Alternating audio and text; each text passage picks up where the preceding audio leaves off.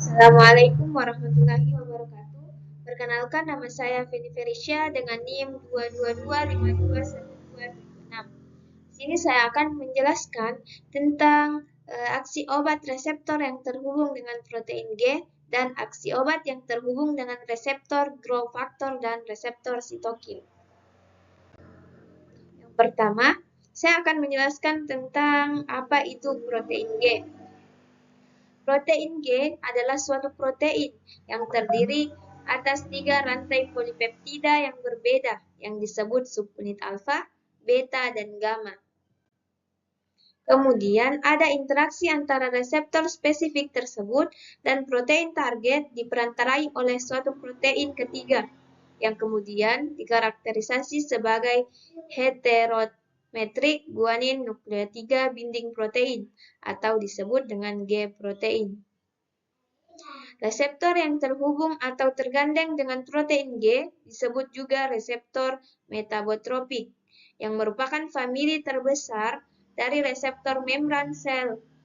Reseptor ini menjadi mediator dan respons seluler sebagai molekul seperti hormon, neurotransmitter, dan lain-lain.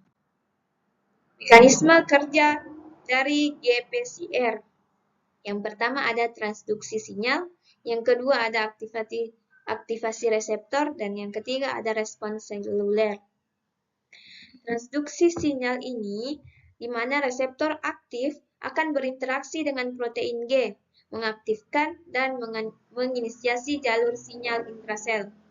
Kemudian ada aktivasi reseptor.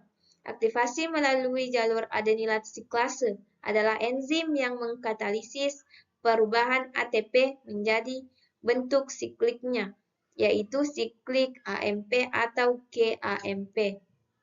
Melalui jalur fosfolipase adalah enzim yang menguraikan atau mendegradasi senyawa fosfolipid. Kemudian ada respons seluler. Jalur sinyal yang diaktifkan menghasilkan respons seluler yang spesifik, seperti perubahan metabolisme atau aktivasi gen. Kemudian ada G-protein komplet reseptor atau disebut dengan GPCR. GPCR adalah keluarga respons seluler yang memainkan peran penting dalam berbagai proses fisiologis mereka. Terlibat dalam transmisi sinyal dari luar sel ke dalam sel, memungkinkan sel untuk merespon perubahan lingkungan. Reseptor ini kemudian disebut dengan G-protein komplet reseptor atau disebut sebagai reseptor yang terhubung dengan protein G. Aksi obat pada GPCR ada antagonisme, yang kedua agonis. Yang pertama agonisme, yang kedua antagonisme, yang ketiga alosterisme, dan yang keempat ada desensititasi. Reseptor yang tergolong dalam GPCR ada reseptor adrenergik.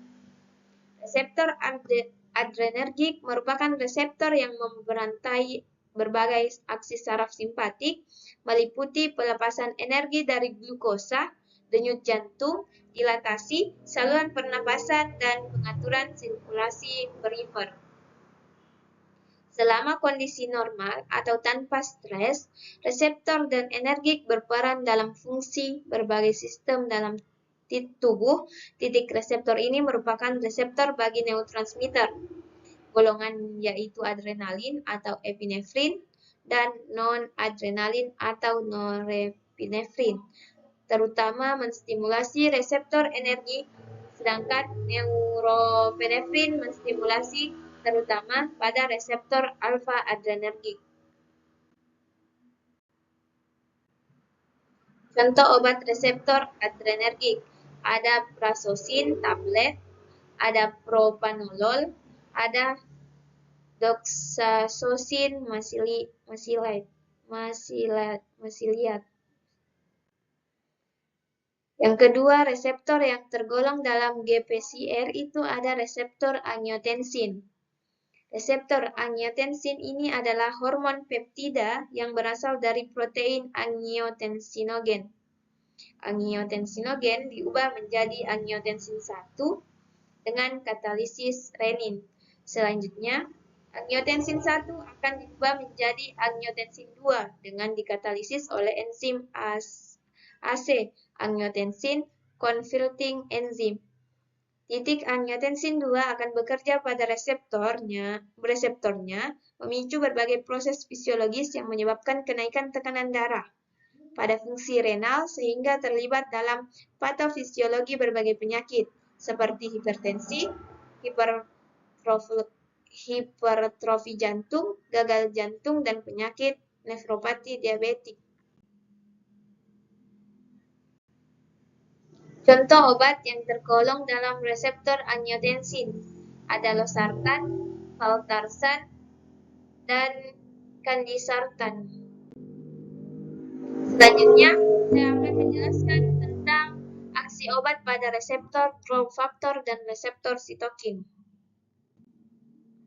Reseptor growth factor adalah reseptor yang bertanggung jawab terhadap pertumbuhan berbagai bagian dari sel. Jika suatu growth factor berikatan dengan reseptornya akan memicu serangkaian peristiwa molekuler yang berujung pada transkripsi gen. Transkripsi gen lebih lanjut akan memicu sintesis protein tertentu yang dibutuhkan dalam berbagai proses dalam sel yang terkait dengan pertumbuhan dan proliferasi sel. Reseptor yang tergolong dalam growth factor, yang pertama ada reseptor EGF, epidermal atau epithelial growth factor. Yang kedua ada reseptor vaskular, endothelial growth factor atau VEGF. Aksi obat pada reseptor growth factor, yang pertama ada aktivasi, yang kedua ada inhibisi, dan yang ketiga ada modulasi. Contoh obat yang bekerja pada reseptor growth factor, yang pertama ada anti kanker, antidiabetes, dan angiogenesis. Obat contoh anti kanker, obat seperti gefinibit, erlotinib, dan lapanitib menghambat aktivasi reseptor EGFR untuk menghambat proliferase sel kanker. Yang kedua, antidiabetes. Antidiabetes, obat agonis reseptor insulin seperti insulin glargian meningkatkan sinyal insulin untuk meningkatkan penyerapan glukosa. Yang kedua, angiogenesis, obat anti-angiogenetik seperti bevacizumab menghambat aktivitas VEGFR untuk menghambat pembentukan pembuluh darah baru. Selanjutnya, saya akan menjelaskan tentang reseptor sitokin. Reseptor sitokin adalah senyawa protein endogen yang dilepaskan oleh sel-sel untuk saling berkomunikasi. Titik protein ini memiliki BM rendah, berat molekul rendah, yaitu 10,30 kDa, dan memberantai berbagai fungsi yang terkait dengan sistem imunitas dan berbagai organ dalam tubuh, seperti proliferase dan diferensiasi sel, fibrosis, hematopoiesis, inflamasi, dan perbaikan jantung yang cenderung cedera. Istilah sitokin merupakan istilah umum sitokin yang sering diberi nama secara khusus antara lain limfokin atau sitokin yang terbuat dari limfosit, monokini atau sitokin yang terbuat oleh monosit, kemokini, atau sitosin yang memiliki aktivitas kemoterapi, dan lain-lain. Aksi obat pada reseptor sitokin, yang pertama aktivasi, yang kedua inhibisi, dan yang ketiga modulasi.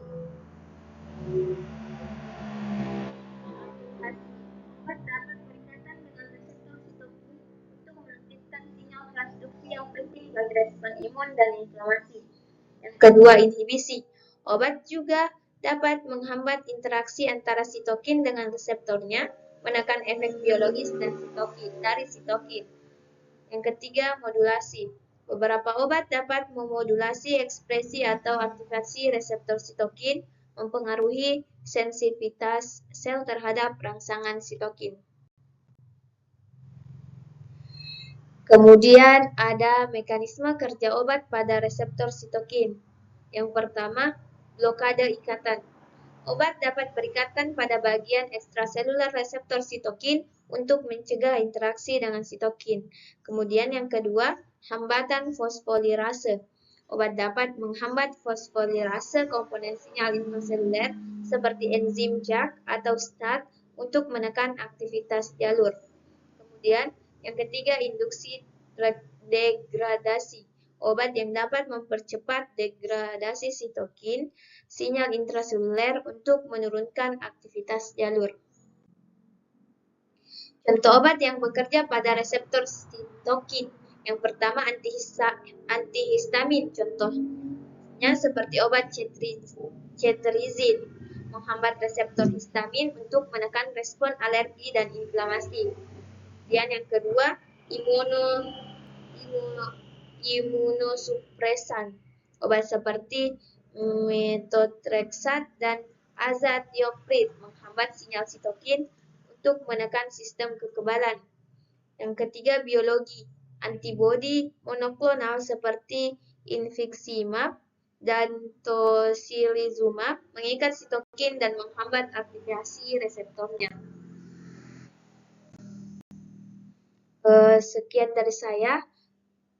Sekian dari presentasi saya, lebih dan kurangnya mohon dimaafkan. Assalamualaikum warahmatullahi wabarakatuh.